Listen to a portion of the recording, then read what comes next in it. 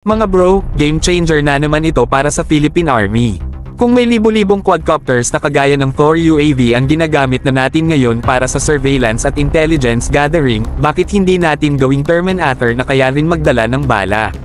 Imagine turning this eyes in the sky into combat-ready assets na pwedeng mag-drop ng mortar rounds o granada sa mga critical na target. Aba, ibang usapan na ito mga bro. Ang galing ng versatility ng Thor UAVs.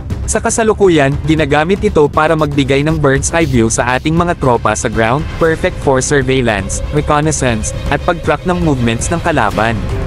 Pero kung dadagdagan natin ng capability para magdala ng munitions, pwede itong maging force multiplier. Isipin mo na lang, habang binibigyan ng intel ang tropa, kayang-kaya rin nilang umatake ng precise. Less risk, more efficiency, diba? Strategic advantage ang hatid nito. Sa mga mission kung saan mahirap magdala ng mabibigat na armas o kung saan delikado ang kalaban, ang Terminator ay pwedeng mag-operate discreetly, dropping grenades o mortar rounds from above. Kaya nitong tanggalin ang threats ng mabilis bago pa makalapit sa ating mga tropa. Syempre, kailangan din natin ng innovation at training. Kung aerial purpose ang mga Thor UAVs, kailangang tiyakin na maayos ang integration ng bagong systems tulad ng payload mechanisms. Plus, dapat din sanayin ang mga operators natin para maging combat drone experts. Malaking tulong dito ang partnership sa mga local at international tech companies.